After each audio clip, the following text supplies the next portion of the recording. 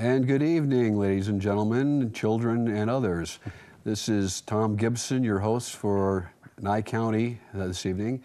And to my left is my guest and friend, Chuck Augustin, who I've known for many years, and perhaps you might remember him from years past. He and his partners had a television show, and they also were the persons that purchased the Mind and Matter bookstore, and he also took over their TV show, which was Out There. And so if you remember Chuck from then, good. If you don't, then you're going to learn some new things. So anyway, how are you, Chuck? Good. How you doing? Fine, thank you. Chuck has a wide experiences in the military and in government, and I'll let him explain a few things for his background and history to you, so you'll be able to appreciate what he says rather than you just thinking he's just some guy off the streets. Well, from 1970 to 91, I was in the Navy. I retired as a Master Chief. The entire time I was a cryptologic technician and a linguist, and I worked for the famed National Security Agency out of Fort Meade, Maryland.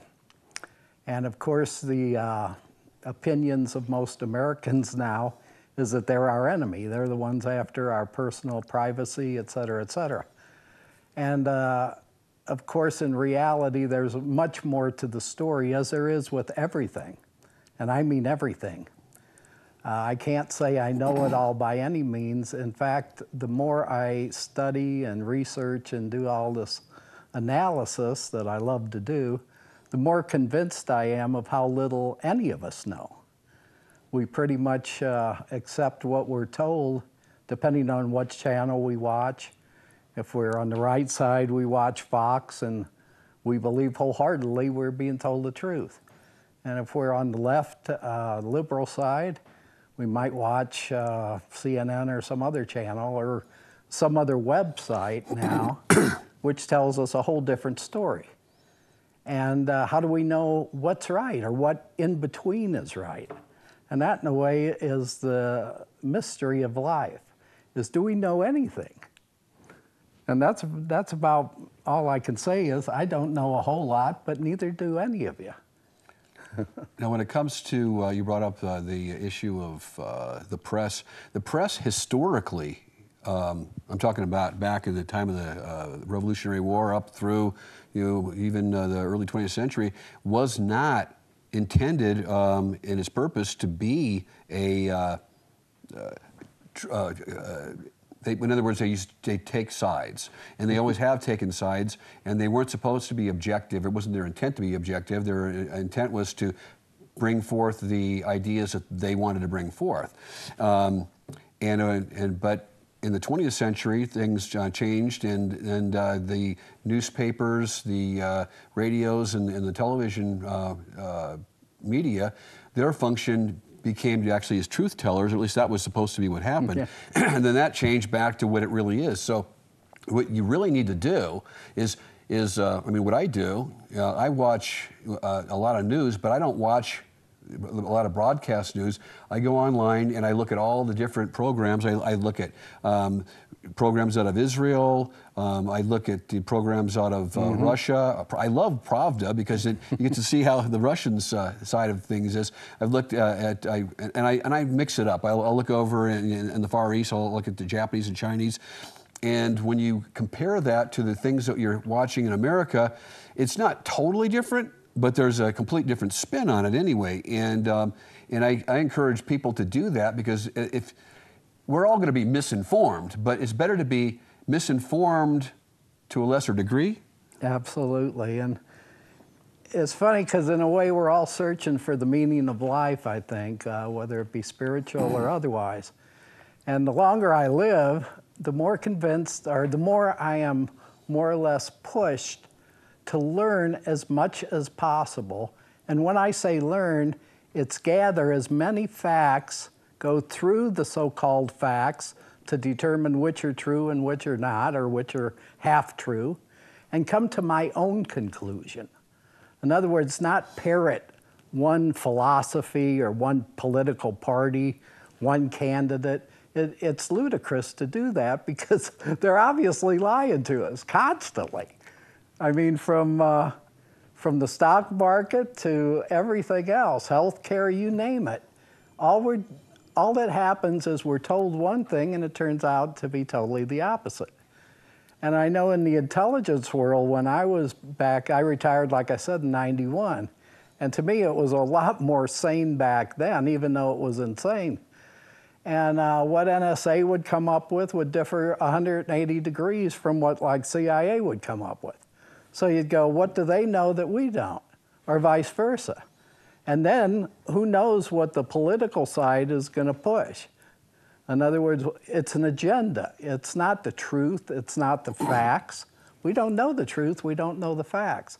It's up to us to decide based on as much research as we can possibly do. Well, I just saw something the other night on one of the online news programs that there was a number of, I think, 50 different spies. There are people that work for spy organizations complained, and I don't know how they were able to get away with it, but they complained that, they were tired of hearing what they would give the White House in Washington their version of what they understood the intelligence data meant, and when it went out as a press statement by the White House, it was totally different. Yeah. And they were getting, quite frustrated with that. This is a call-in show, and we have a caller right now. I think it's Ray. Of course it's Ray. Hey, Ray the Flagman. Hi, how you doing? Hey, Ray, how are you? Good to see you guys on TV. I've been fighting this crazy deal for the last 18 years on a regular basis, and it's good to see you guys on the show, talking about it.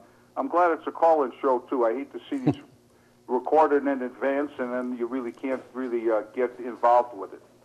Oh, that's why I prefer to do the call-ins, because I think audience participation makes the show. And if anything, from our perspective, it makes it go faster, because then I don't have to act as stupid as long. That's right.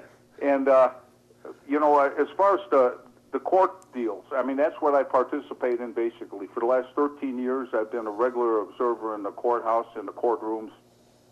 And now it's completely out of control. I just can't believe what's happening on a daily basis. And I try to let people know, once they're involved in the system, it's like a nightmare. It's like you get in a web, and you get more and more tangled. Once they've got some kind of hook on you, whether it be a small hook or made up, contrived fabrication, whatever, they've got you. And people suffer.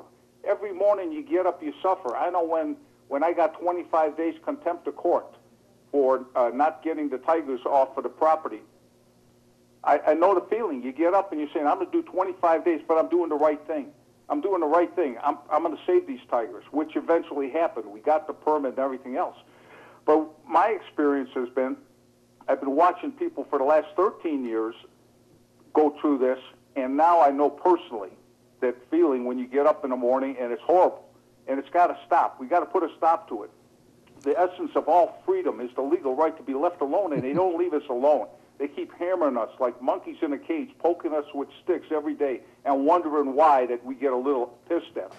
Well, Ray, I saw something last night. I was watching Al Jazeera, my favorite show, but I do watch even the people I don't really care for to see what their perspectives are. And they were interviewing Edward Snowden. And Snowden said the reason he won't come back to the United States is because he can't get a fair trial here. And there were other people there that had been prosecuted before. Daniel Ellsberg was also on the show, and if you remember, here he was with the Pentagon Papers.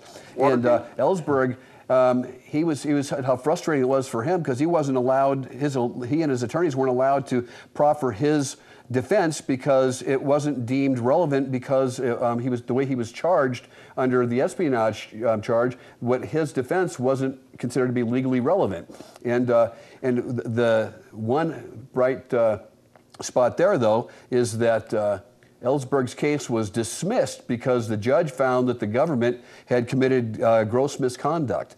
oh wow, you know, shock, right? But anyway, Ray, I mean, and when you come to court, you see half of it, but you don't see the part what happens behind closed doors, and it's very frustrating too. And I'm not saying it's like some conspiracies or anything, but it's there's a whole lot more to the program than meets the eye. Now we've got some advertisements coming up, so we're going to take a quick break. But are you going to hang on, Ray, or do you want to call back? I'll call back later. If you don't get any calls, I'll call back later, okay? Hey.